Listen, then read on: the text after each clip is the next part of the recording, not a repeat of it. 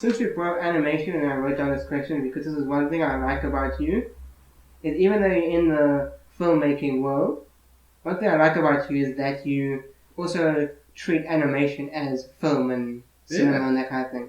So from Because a lot of people think of it as like childish stuff, or they don't treat it like its own, like they don't even treat it as own medium. They kind of call animation like a genre, which is 100% not. So from a screenwriting point of view, film and animation look exactly the same on paper.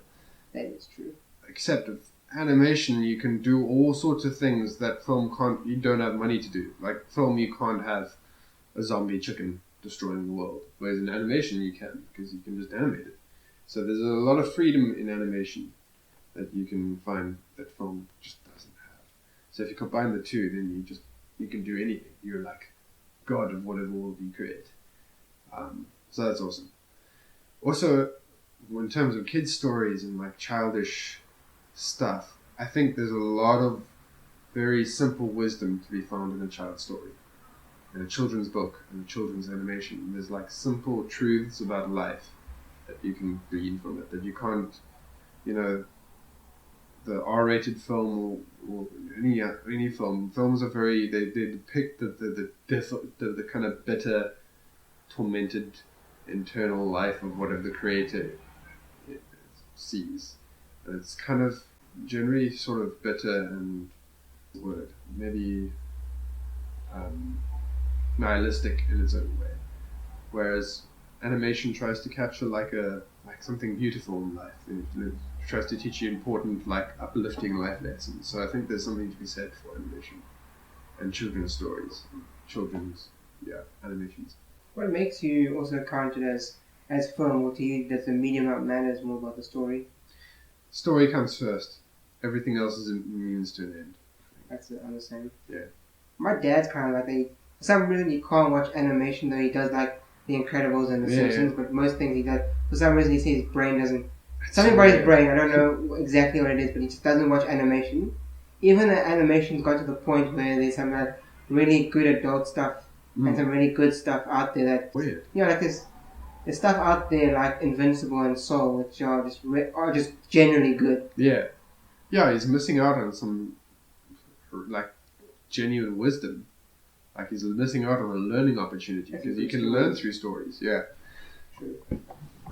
Yeah. The stories are like, I don't know, wisdom that learning from seeing the world through the eyes of a different person. So you're missing out on seeing a whole different perspective in the world just because of a bias towards a style. True. Yeah.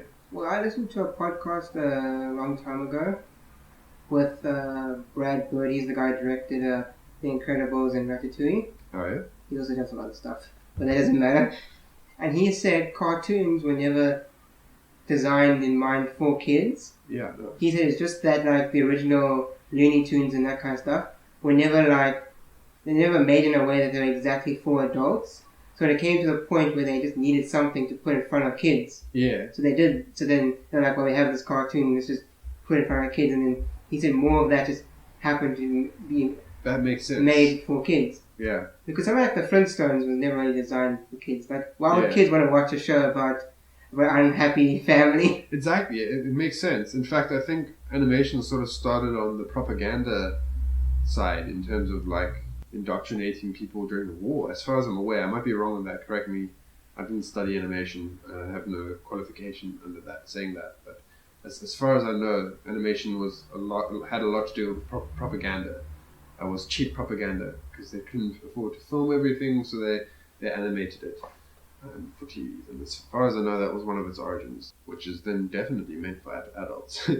Apparently, the Flintstones is quote unquote the reason that you get that stigma of cartoons are for kids, because you used to use the Flintstones in ads for cigarettes. Yeah. And then it went to cereal. Hectic. What a transition. Yeah. Oh, the irony. Yeah, interesting. Damn. I like it that you don't keep it as childish things. Yeah, same. I respect that. Also, a lot of adult animations getting much better because back in the day, every adult show that come out was either trying to be the next Simpsons or the next Family Guy. Yeah, because they're like, these work, kids like it, and adults like it. So that's how this works. I mean, Rick and Morty. Love, Death and Robots, very not for kids in any respect. Kids watch it. Yeah. Hell, A Midnight Gospel, amazing series. I can't watch that. You can't watch it. Exactly. That Animation. Adult that show animation. confused my head because it's a podcast. Yeah. It's based on this comedian's podcast, but the visuals are so crazy and they're keeping the sound effects in and all this. I thought it was It got a very bit too clever. crazy for my brain. Yeah, it was clever. It was quite experimental. I see what they were trying to do with it, and I like what they were trying.